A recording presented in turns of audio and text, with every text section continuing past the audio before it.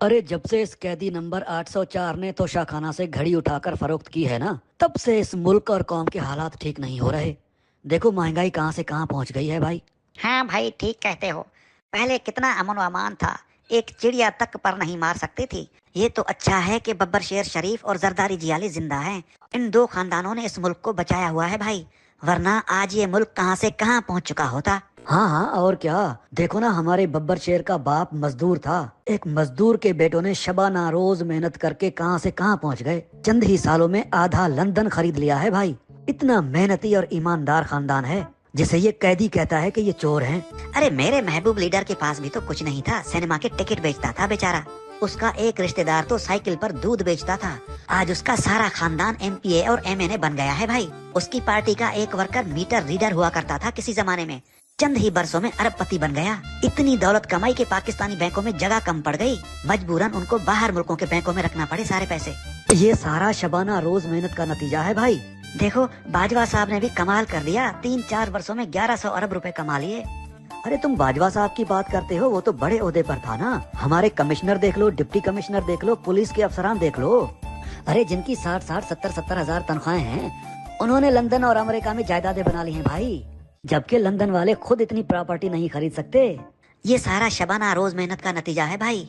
अरे याद आया, गिलानी साहब की बीवी ने भी तो हीरों का हार उठा लिया था ना तोशाखाना से, जो पाकिस्तान के सैलाब जदगान को दिया था तुर्की की खातून अव्वल ने। अरे भाई, अब सैलाब जदगान सोने या हीरे के हार का क्या करते।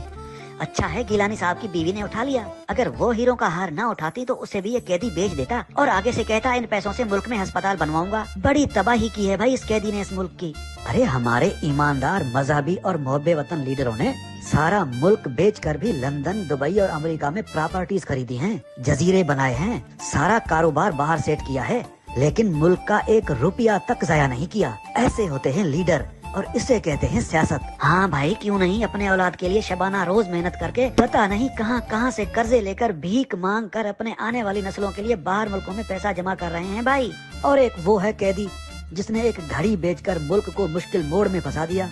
अरे उसे सियासत के अलिफ बे का नहीं पता भाई, तुम क्या बात करते हो। देखो तुम जैसे बेअकल को भी ये बात समझ आ गई, लेकिन उस कैदी को ये बात समझ नहीं आ रही। अरे वो सब समझता है। अरे क्या खाक समझता है, कहता है ये सारा कर्जा और भीख में लाया गया सारा पैसा इस मुल्क और गरीब आवाम का है। कर लो बात, आज लाखों पाकिस्तानी अगर पूरी दुनिया में शबाना रोज भीख मांग रहे हैं, तो क्या वो सारा पैसा आवाम का हो गया? बिल्कुल नहीं। और तो और कहता है मैं मुल्क में यूनिवर्सिटीज बनाऊंगा। कर लो बात। अरे तुम यूनिवर्सिटीज की बात कर रहे हो, वो कैंसर अस्पताल बनवा रहा था। कहता था अमीर और गरीब का एक ही अस्पताल में इलाज होगा। अरे हमेशा पागलों वाली बातें करता था। और फिर कहता है सारा कसूर जरदारियों और शरीफों का है। अरे हमारे बब्बर शेरों ने तो बरसों से चलते हुए कारखाने बंद करवा दिए। अरे अच्छा हुआ ना, मुल्क पर बोझ थे ना। देखो कॉलेज, स्कूल, यूनिवर्सिटी तक बंद करवा दी हमारे महबूब लीडरान ने। कितना पैसा बचा लिया इस मुल्क और कौम का, और इस सारे बजट से अपने लिए दुनिया की महंगी तरीन गाड़ियां खरीद ली। ऐसी गाड़ियां कि जिनका एक एक टायर 4-4 करोड़ का है। अब ये तरक्की नहीं तो क्या है। अरे बंद पड़े हुए पावर प्लांट से कैपेसिटी के नाम पर खरबों रुपए कमा लिए हमारे इन दो खानदानों ने। अब अगली बारी उनकी औलाद की है भाई। देखो हमारे महबूब लीडरान के पास कैसे कैसे जदीद तरीके हैं पैसा कमाने और पैसा जमा करने के लिए। इतनी फिक्र है इनको मुल्क और कौम की। और वो कैदी ऐसे नायाब और ज़हीन इंसानों को कहता था कि ये सब चोर हैं और उनको उल्टा लटकाऊंगा। अरे जब चोरों को उल्टा लटकाएगा तो इस कौम और मुल्क को कौन चलाएगा? अरे बाहर से कर्जे कौन लेगा? लंदन में फ्लैट कौन खरीदेगा? पागल कहीं का। यार तुम क्यों एहतजाज कर रहे हो? अरे भाई मेरे बिजली का बिल ज्यादा आ गया है, इतनी बिजली तो मैंने इस्तेमाल ही नहीं की, बस इसलिए एहतजाज कर रहा हूँ। और तुम किस लिए एहतजाज कर रहे हो भाई? यार मेरी बेटी एक मिनिस्टर के रिश्तेदार ने अगवा कर ली है, इसलिए। बस भाई, अगर इमरान खान ने ये घड़ी ना बेची होती ना, तो आज हमारा बिजली का बिल भी ज्यादा ना आता और किसी की बेटियां और बच्चे भी अगवा ना होते।